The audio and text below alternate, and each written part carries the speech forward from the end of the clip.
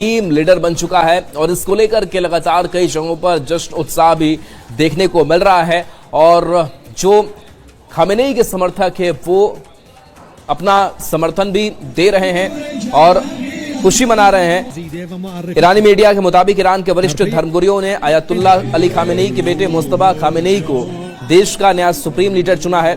यह फैसला ऐसे समय लिया गया है जब पूरे मिडिल ईस्ट में हमलों का सिलसिला जारी है और हालात लगातार बिगड़ते दिख रहे हैं। चुनिंदा उच्च स्तरीय धर्मगुरुओं की परिषद ने मुस्तफा खामेनेई का उत्तराधिकारी के तौर पर ऐलान किया है।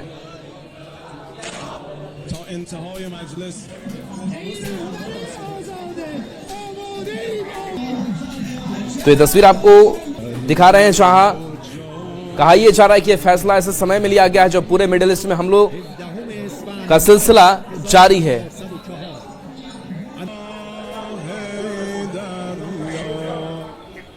अब देखिए, संसद के बजट सत्र के दूसरे चरण की शुरुआत हो चुकी है और खास करके स्पीकर पद को लेकर के जो अविश्वास प्रस्ताव को लेकर के जो गहमागहमी है वो लगातार सदन के अंदर बढ़ी हुई नजर आ रही है। संसद के बजट सत्र के दूसरे चरण में बीजेपी और कांग्रेस दोनों ने अपने लोकसभा सांसदों को आज से 11 मार्च तक सदन में मौजूद रहने का व्हिप जारी किया है। कांग्रेस ने अपने सांसदों से कहा है कि वे इन दोनों दिनों सदन में मौजूद रहें क्योंकि लोकसभा स्पीकर को हटाने के प्रस्ताव पर चर्चा की संभावना है।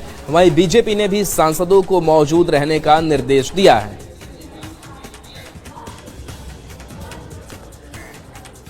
तो देखिए, स्पीकर पर विपक्ष भी लगातार हमलावर नजर आ रहा है।